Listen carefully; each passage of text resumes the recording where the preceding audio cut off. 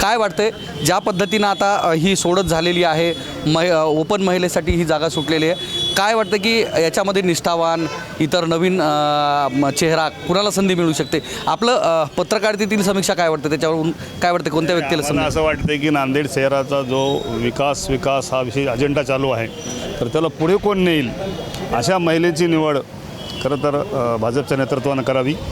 आता नवन जुनं हा विषय माजी मुख्यमंत्र्यांनी आता उपस्थित केलेला आहे, परंतु जो कोणी कार्यक्षम असेल, करू शकेल अशा महिलेची निवड होणं ही नांदेडकरांची गरज आहे.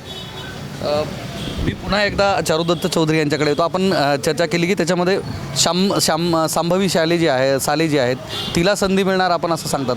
महिला 13 आहेत, त्याच्यानुसार जो सांभवी सालेंचाच कसा विचार केला जातो आहे आपण आपल्या ह्याच्यानुसार? एक तर ती यंग आहे आणि कट्टर हिंदुत्ववादी आहे आणि प्रथमच भाजपचा झेंडा नांदेड महापालिकेवर आहे.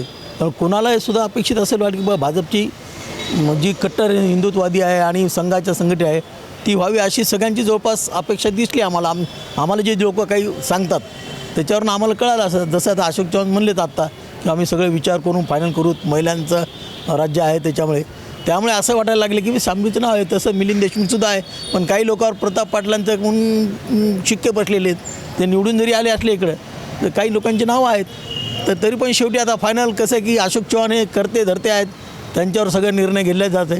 तर अशोक चव्हाणचं म्हणजे धुरंधर म्हणले जाते, धुरंधर कोणाची चिठ्ठी काढेल हे शेवटी कळेना काय होते.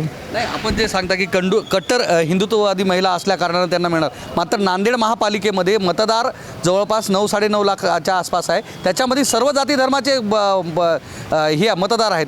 मग त्यांनाच कसं संधी मिळणार, बाकीच्यांना इतरांना नाही का? नाही, त्यांना संधी मिळण्याचं एकमेव कारण आहे की ते त्या सध्या म्हणजे महापालिकेवर भाजपचा झेंडा फडकत आहे आणि सर्वीकडे जे देवेंद्र फडणवीस असू द्या की कोणीसुद्धा कट्टर हिंदुत्ववाद म्हणून तिच्या नावाची चर्चा मोठ्या प्रमाणात झालेली आहे.